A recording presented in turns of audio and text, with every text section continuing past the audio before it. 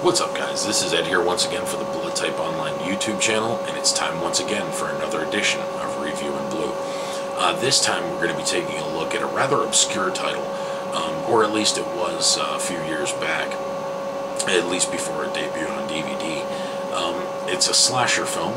It's from the 1980s, of course.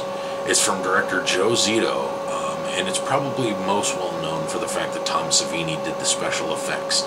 This is a new release from Blue Underground, and this one is from 1981, and it's called The Prowler. Okay? Now, first off, let me tell you about this. It's kind of weird because I haven't had this kind of experience with a lot of films, and I think that that's kind of what makes The Prowler unique to me. For the longest time, let's go back actually.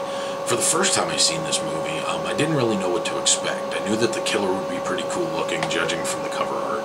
And now I had seen this before it was on Blu-ray, so just follow me here for a second. But,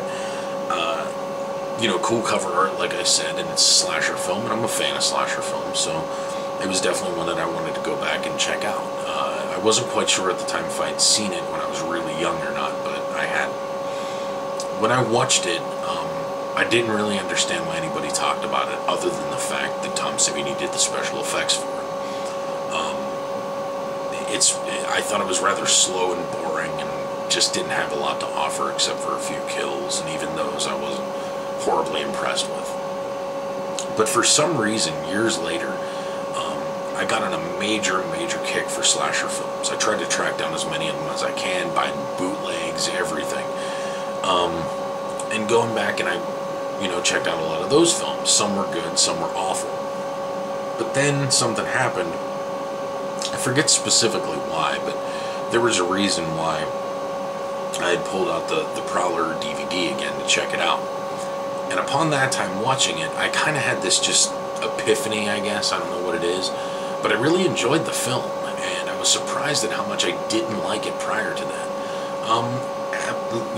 Let me not overstate this here. The Prowler's practically a by-the-numbers slasher film.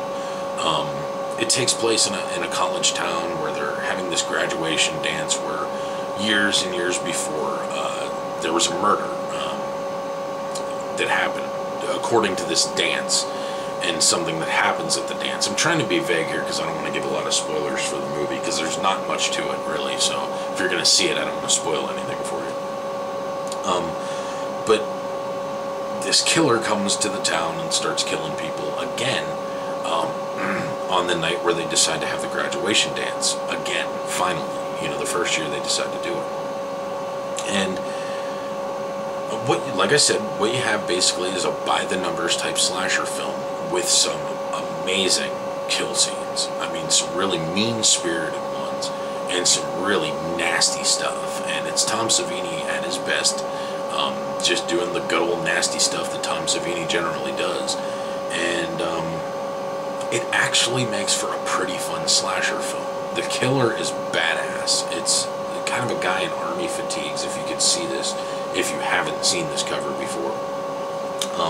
Also known as Rosemary's Killer at one time. It was changed to The Prowler, given a more generic title in America, I believe. I believe the UK is where the Rosemary's Killer title was used. And this is from director Joseph Zito, who, by the way, directed the fourth installment of the Friday the 13th series, Friday the 13th, the final chapter, which is one of the strongest entries in that series. And it's clear that this is kind of a practice run, even though he didn't know he was going to make that movie, okay? This is basically a practice run for that, and you can kind of see the similarities, I think, whenever you watch both of them, back to back, or even close in time if you're paying attention to what goes on in the movies. I think a lot of the similarities in the movies have the same style and the same look, and that's according to Joseph Zito. And I actually like The Prowler. I think it's a pretty good slasher film. But like I said, I had that epiphany where you just realize, yeah, it's a by-the-numbers slasher film, but it's still pretty enjoyable, and all the kills really deliver. The biggest problem the movie has, and once again, I'm trying not to spoil stuff here, so I'm not going to spoil the ending, other than the fact to say it's very anticlimactic. You pretty much have it figured out, and even the red herrings in this movie are pretty lame. That's the biggest problem that it has, is it's trying to keep you guessing, but it's not doing a good job of actually keeping you guessing. But like I said, it's worth checking out just for the kills itself, okay? So now, let's move a little bit forward to the Blu-ray, okay? First and foremost, I have to say that I've been extremely impressed with the work that Blue Underground has done, especially as far as their Blu-ray releases go. The DVD releases are amazing, but their Blu-ray, at first I was a little sketchy on. I heard a lot of bad stuff from people, but I have to say that after checking out a lot of their stuff on Blu-ray, I think it looks great. I think they do a fantastic job. They don't take the grain out of the movie. They try and give you the closest example to the original film, you know, and I think that they do a good job at that. The Prowler looks great. It really does. It has some of that grain that I was talking about. It looks fantastic. The sound leaves a little bit to be desired, I think. I mean, it's not terrible, but it's certainly not like, you know, don't expect to be watching like the Lord of the Rings trilogy as far as the sound goes here, because you're not going to get that. Something else that I was definitely disappointed with was the lack of special features.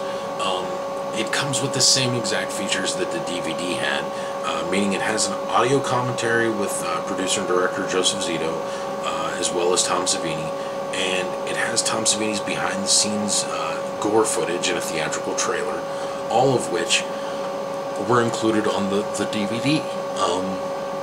So it's kind of sad, with that being said, that they didn't go and try and add any new features to this whatsoever. Of course, what's here is really cool. The gore footage with Savini's awesome stuff, especially if you've never seen it.